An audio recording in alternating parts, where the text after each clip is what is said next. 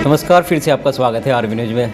और लगातार हम आपको खास मेहमानों से मिलवाते हैं और आज हमारे खास मेहमान हैं श्री गोपाल नारसन जी, जो प्रदेश कांग्रेस पूर्व प्रवक्ता भी रह चुके हैं। और अभी हम उनसे खास जानकारी लेंगे क्योंकि अभी आपने देखा था कि 16 दिसंबर को एक भव्य आयोजन किया गया था उत्तराखंड देवभूमि के देहरादून में, और देहरादून में अपार संख्या में भीड़ थी।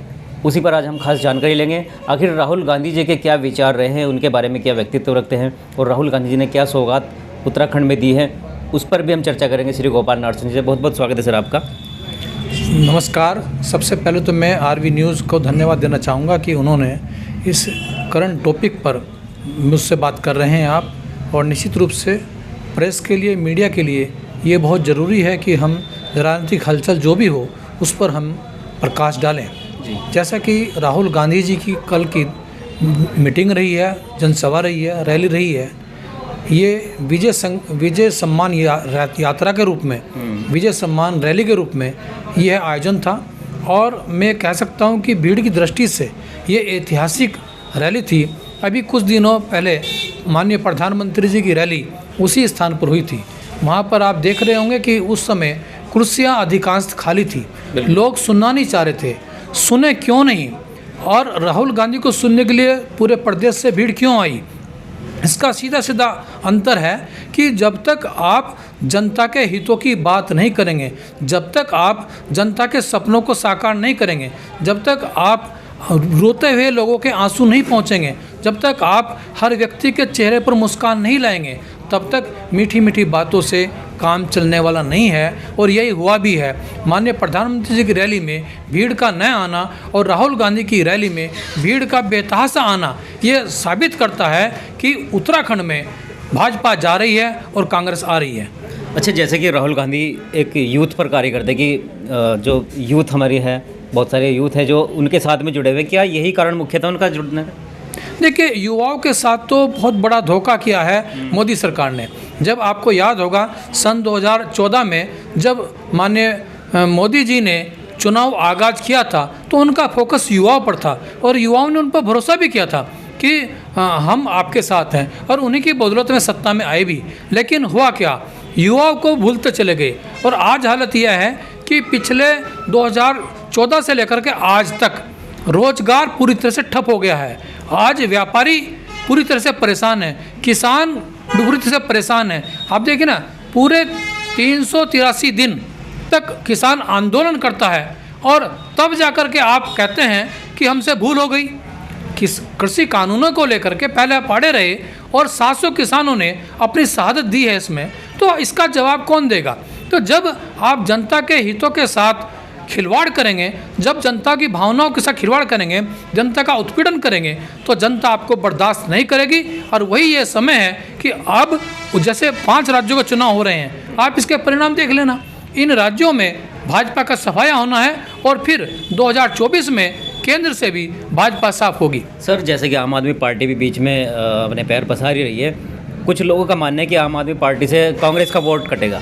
ऐसा देखिए, आम आदमी पार्टी के जो आप देख रहे हैं कि 2-3 बार अभी केजरीवाल जी यहाँ पर आए हैं, आप देख रहे हैं कि वहाँ पर 300 यूनिट बिजली फ्री देंगे, रोजगार देंगे, स्टाइपेंड देंगे। अरे भाई, आप लाओगे कहाँ से?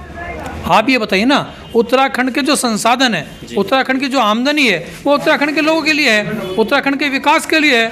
आपने आज तक नहीं बताया कि जो आप दोगे वो लाओगे कहाँ से।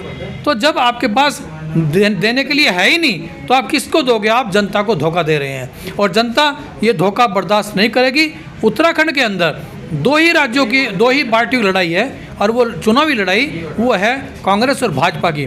तीसरा कोई यहाँ पर है नहीं, ना विकल्प है। मैं स्पष्ट कह सकता हूँ आपको, क्योंकि यहाँ के जो जनता के जो सरोकार हैं, जो जनता के हितों की बात है, यहाँ के जो उत्तराखंड की जो फाउंडर पार्टी थी उत्तराखंड क्रांति दल, वो खत्म हो चुकी है। इसी तरह बहुजन समाज पार्टी के कई एमएलए जीत कर आते थे, अब वो खत्म हो चुके हैं, क्योंकि जो धर्मवाद, जातिवाद के आधार पर राजनीति करेगा वो उसको जनता बर्दाश्त नहीं करती, उत्तराखंड की जनता। इसलिए इसमें यह जरा ध्यान देना पड़ेगा आपको कि हमें उत्तराखंड के हितों के साथ सरोकार करना है। आज जो सैन्य, जो पृष्ठभूमि के जो लोग हैं, हमारे सैनिक हैं जो देश की रक्षा करते हैं, जो पूर्व सैनिक हैं, उनके 12% वोट है उत्तराखंड के अंदर।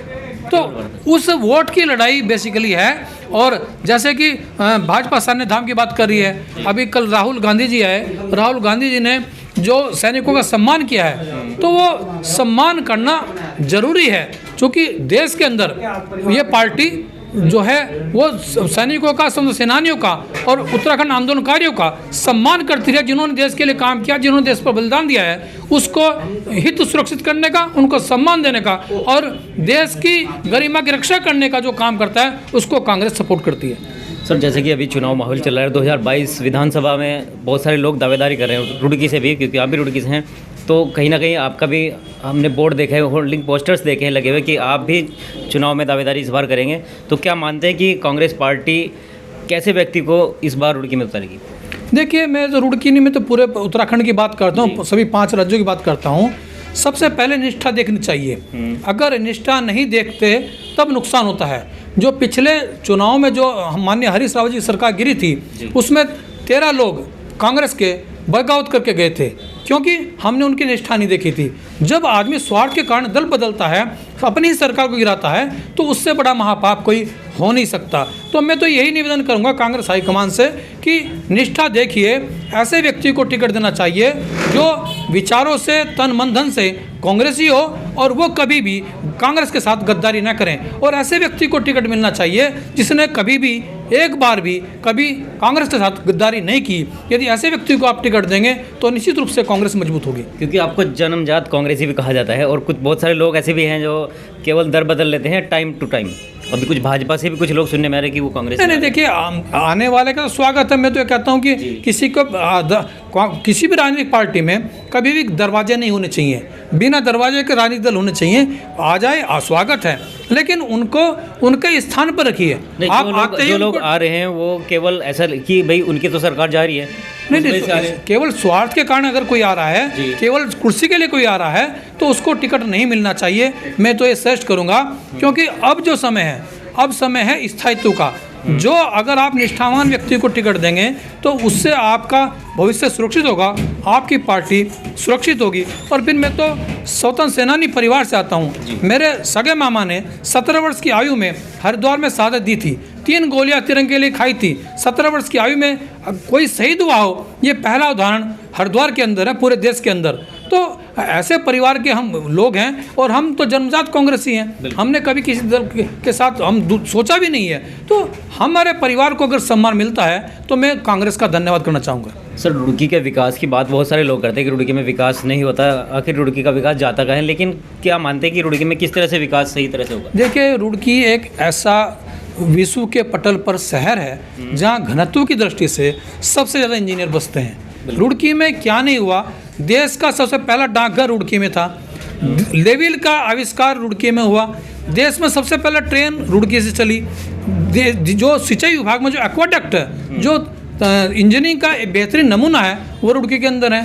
एशिया का पहला इंजीनियरिंग कॉलेज रुड़की के अंदर है। बंगाल इंजीनियरिंग ग्रुप सेवाएं केंद्र, जो इंजीनियरिंग, जो मिलिट्री का जो इंजीनियरिंग ग्रुप है, जिन्होंने देश के लिए और युद्ध के समय पर सीमाओं पर जाकर के 10 मिनट के अंदर पुल बना देना, 10 मिनट के अंदर सड़क बना देना, ये महारत रुड़की को हासिल है। यहाँ पर सिंचाई अनुसंधान संस्थान है, जहाँ पर इरिगेशन का रिसर्च होता है, वो रुड़की को एक यहाँ पर NH जो है आपका राष्ट्रीय जल विज्ञान संस्थान है, यहाँ पर जो जल के क्षेत्र में वैज्ञानिक दृष्टि से जो शोध होते हैं वो यहाँ पर होते हैं। तो रुड़की समग्र रूप से एक ऐसा नगर है जिसको हम एजुकेशन हब भी कह सकते हैं, जिसको हम औद्योगिक नगरी भी कह सकते हैं। और यहाँ पर जो सर्वे ड्राइंग की जो कुटीर उद्योग है, वो 150-200 यूनिट यहाँ पर काम करती हैं, अपने आप में एक अनूठा नमूना है। तो रुड़की तो एक समग्र शहर है, और इसकी में बहुत पहले जिला बन जाना चाहिए था। ये आज दुर्भाग्य है रुड़की का कि आज रुड़की जो जिला, जो कभी तहसील हुआ करता था, उस वही आज